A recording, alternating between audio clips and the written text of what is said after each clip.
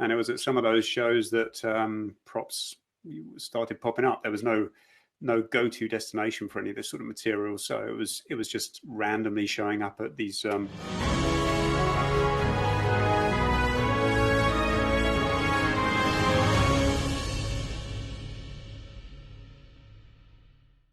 G'day everybody, welcome. Here we are, Filmmakers. So today I'm excited to have with us Stephen Lane from Prop Store in London and LA. So don't ask me how I came by him, but probably in like a models of miniatures group on Facebook, definitely somewhere on the internet.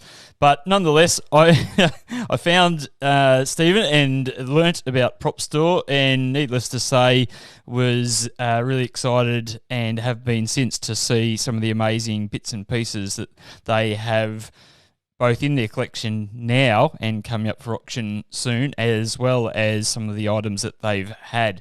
There's also some awesome video content on there worth a look.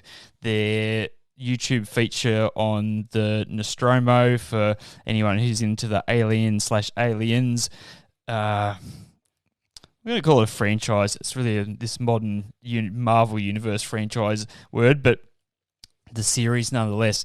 So let's have a little quick look at what's coming up in terms of their auction, and then we'll get Stephen in here for a chat and hear how he's ended up doing such a remarkable thing as a full-time career.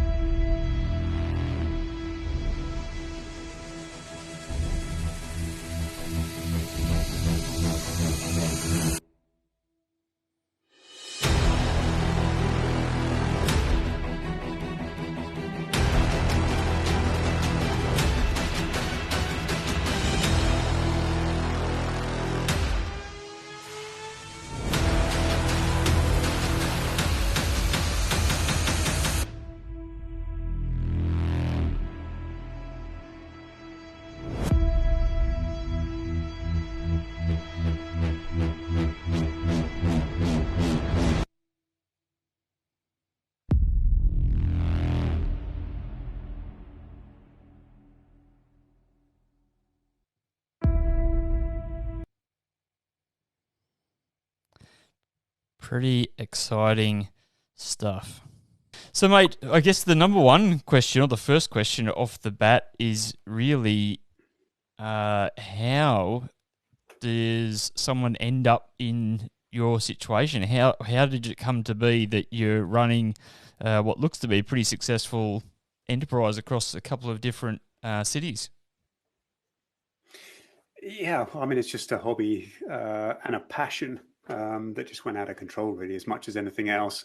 Collector born and bred, started with vintage Star Wars toys in the early 90s, going to car boot sales and putting adverts in newspapers, trying to track down some of the rare action figures that we hadn't had previously, I hadn't been able to find previously.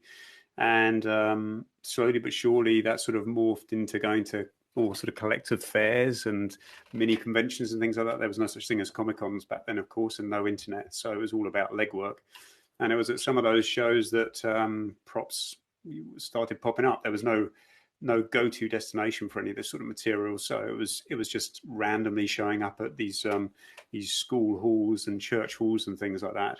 And I was fascinated by it. And it was at one of those shows that I picked up a Star Wars Rebel blaster for about £500 back in the very early 90s from a guy who'd worked on the publicity and promotion of the film. Wow. And he'd ended up with a blaster just by default at the end of a photo shoot.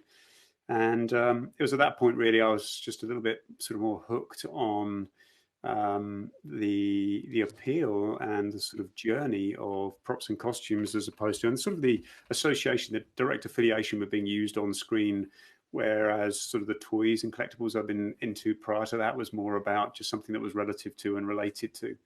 So having bought that blaster, I was just fascinated about where it had come from, how it had ended up with this guy, you know, what other stuff could be out there. And I tracked down the armorers who worked on Star Wars, a company called Bapti and Co.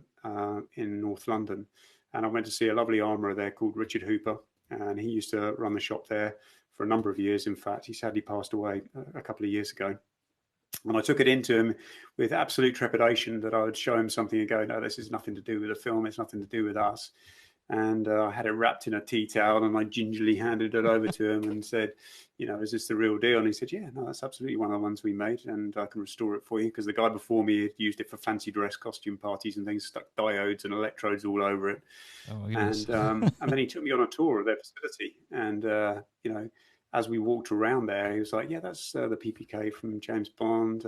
That's the pulse rifle from Aliens. Those are from Flash Gordon's. That's Clash of the Titan shields over there. And I was like, hang on. What is all this stuff doing here? And he explained that at that point in time, the process was very much that a production company, a studio, would come to them to make these assets for a film. They'd then rent them into the film.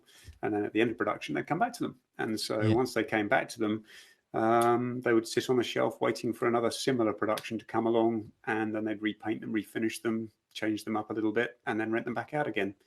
And ultimately, if they didn't get rented, they'd throw them away. And I was just like, you do what? You throw it away? And that was the start of the quest, really, for me. And it was, as I say, it was pre-internet, so it was all about getting introduced to people. Literally, crew members introducing you to other crew members. I was going from one rental house to costume rental house, prop rental houses, trying to find out where all of this sort of material was buried and where it had ended up. And it's just grown from there. And today, Prop Store is, as you say, we've got two facilities, one in London and one in Los Angeles, cumulative warehouse space of about 35,000 square feet, cumulative team of about 70 full-time people. And it's become a lot more than the hobby it was when I first started out. But it's been a fun ride. Yeah. So what year did you say that it, I guess, became a career, full-time career for you? It's about 97, 98. I actually formed the company Prop Store in 1998, and then launched Prop Store in Los Angeles in 2007. I was trading a little bit more than that, maybe 97, 96. It was sort of starting to become more than a hobby at that point as I was getting introduced to people. A lot of my connections actually in the US, for example, and Australia were through toys. So I used to trade toys, take photos of toys, get them developed, send them airmail post to guys, and then they'd want the UK sort of specific release content. I want the US release content, and we'd trade and stuff like that. And it was, very similar sort of marketplace. It's all collectibles. It's all film related. And so a lot of those guys started really getting interested in the stuff that I was finding that was production used. And it sort of just started to grow from there. But 98 was the official sort of date stamp on the incorporation of the business in the UK. Yeah, right. Yeah, so it's a fair stretch of time then. I mean, you've been... And so, as far as the LA side of things, like when did that eventuate?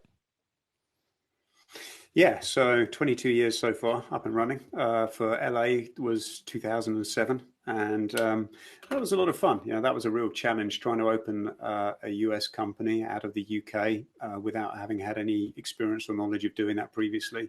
Was definitely interesting, and it's been a lot of hard work and continues to be so. But I was very lucky. I met a gentleman by the name of Brandon Allinger, who was a passionate collector like myself. He actually started some of the very earliest sort of collecting boards when the internet was really in its infancy, the RPF, which is a big collector's hub for replica props more than the real things. But Brandon actually started that particular site.